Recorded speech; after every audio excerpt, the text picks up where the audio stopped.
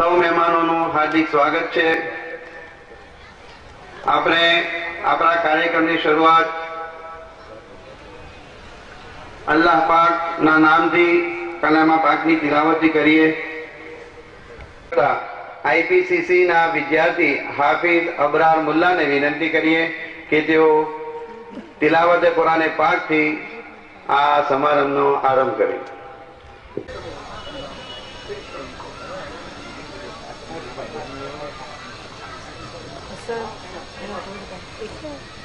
أعوذ بالله من الشيطان الرجيم. بسم الله الرحمن الرحيم. يا أيها الذين آمنوا اجتنبوا كثيرا من الظن إن بعض الظن إثم ولا تجسسوا ولا يغتب بعضكم بعضا أيحب أحدكم أن يأكل لحم أخيه ميتا فكرهتموه واتقوا الله إن الله تواب رحيم. हे ईमान वाળાઓ, ઘણી ખરી શંકાઓથી બચો. અમુક શંકાઓ ગુનાહિત છે. તમે એકબીજાની જાસૂસી ન કરો અને નિંદા ન કરો. શું તમારામાંથી કોઈ પોતાના મરેલા ભાઈનું માંસ પસંદ કરે? તમે એને ના પસંદ કરે. અલ્લાહથી ડરો. બેશક અલ્લાહ તૌબા કબૂલ કરનાર અને વધુ રહમ કરનાર છે.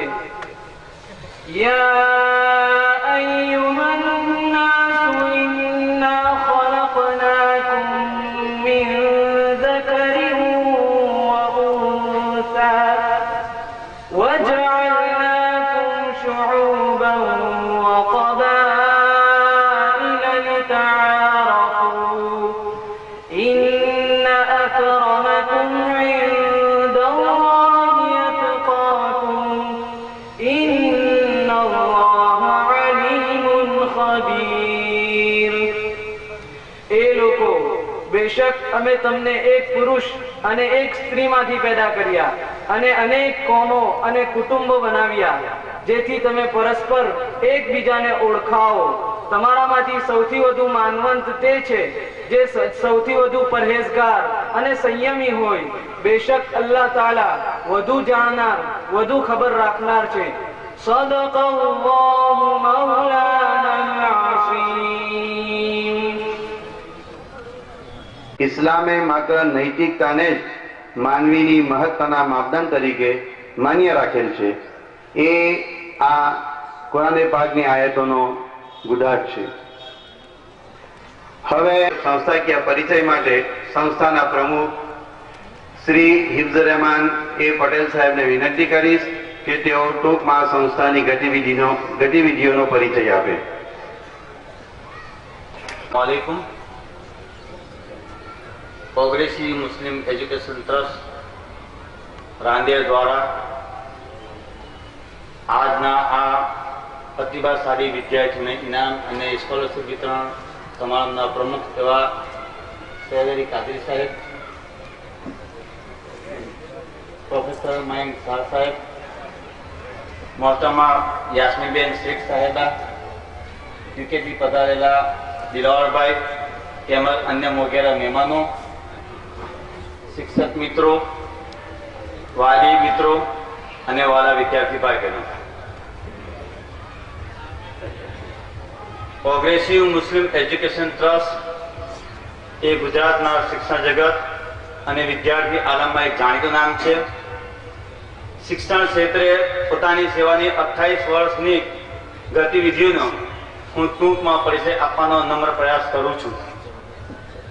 સંસ્થાના સ્થાપકો એવા જનાબ લાડ સાહેબ, મોહમ્મદભાઈ પટેલ સાહેબ, સુલેમાનભાઈ પટેલ સાહેબ અને ઇબ્રાહીમભાઈ ફોદીનાવાલા, આ સાહેબોના નિસ્વાર્થ પ્રયત્નો અને અવિરત પ્રયાસોના કારણે સંસ્થાએ સમય સાથે કદમ મિલાવી પ્રવર્તમાન જરૂરિયાત અનુસાર અનેક શૈક્ષણિક યોજનાઓ આગળ વધારી છે. જો હું એમ કહું તો કશું જ ખોટું નથી કે સમગ્ર ગુજરાતમાં શિક્ષણની જાગૃતિ અને શિક્ષણના ગ્રાફ ઊંચા લાવવામાં કિંમત નસીબ આવે છે. સંસ્થા અનેક શૈક્ષણિક યોજનાઓ ચલાવે છે, જેમાં સૌથી ઇમ્પોર્ટન્ટ તેજસ્વી વિદ્યાર્થીઓ માટેની સ્કોલરશિપ યોજના છે. આ યોજનામાં આર્થિક રીતે ખૂબ જ નબળા અને ગરીબ વિદ્યાર્થીઓ પણ જે તેજસ્વી છે, હોશિયાર છે અને કંઈક આગળ ભણવા માંગે છે, ઉચ્ચ અભ્યાસ કરવા માંગે છે, એવા વિદ્યાર્થીઓને ટ્રસ્ટ દ્વારા જ્યાં સુધી એ લોકોને ડિપ્લોમા કે ડિગ્રી પૂર્ણ થાય ત્યાં સુધી આર્થિક સહાય પૂરી પાડવામાં આવે છે.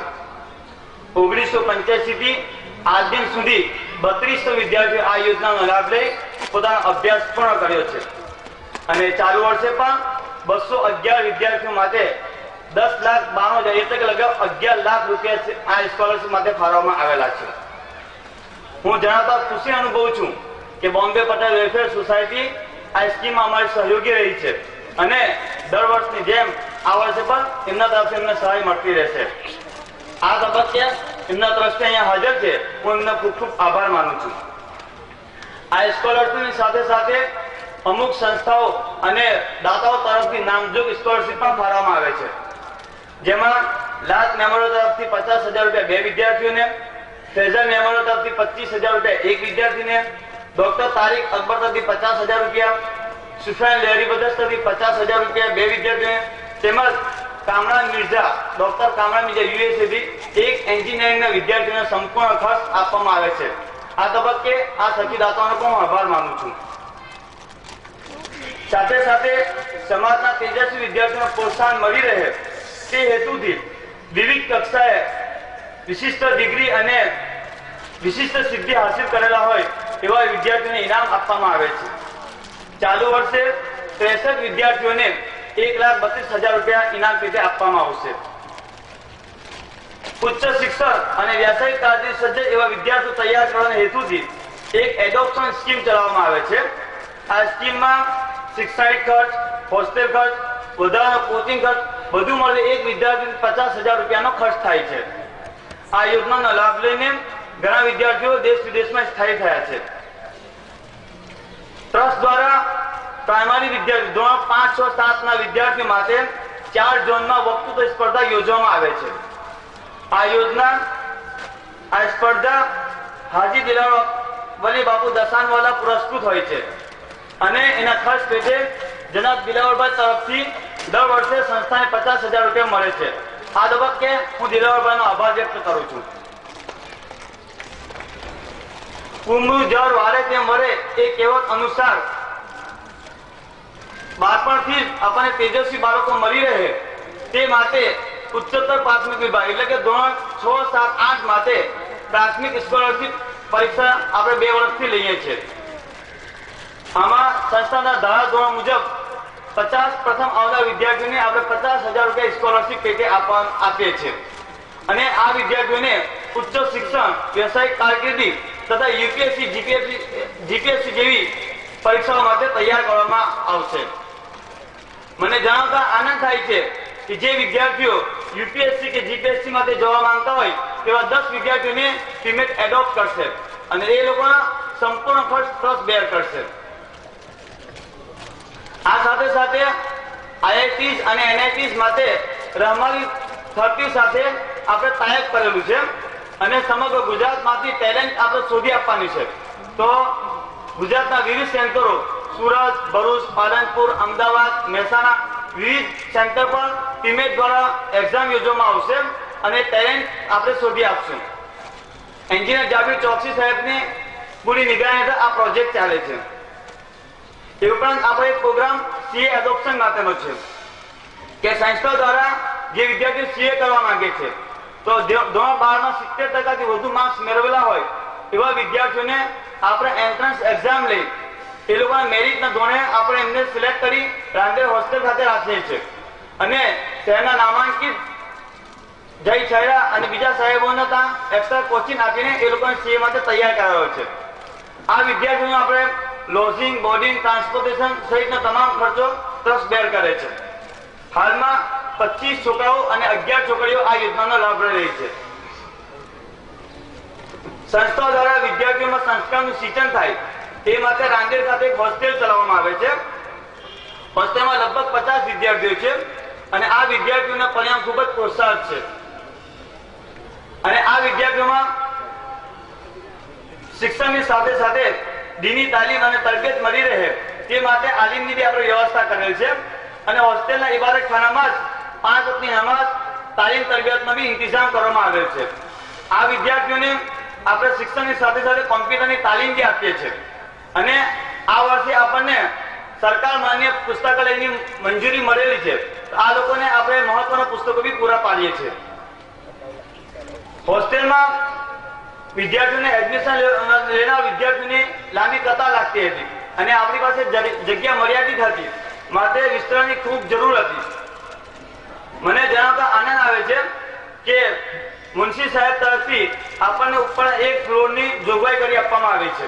આ તબક્કે મુનશી ફેમિલીનો હું ખૂબ ખૂબ આભાર માનું છું.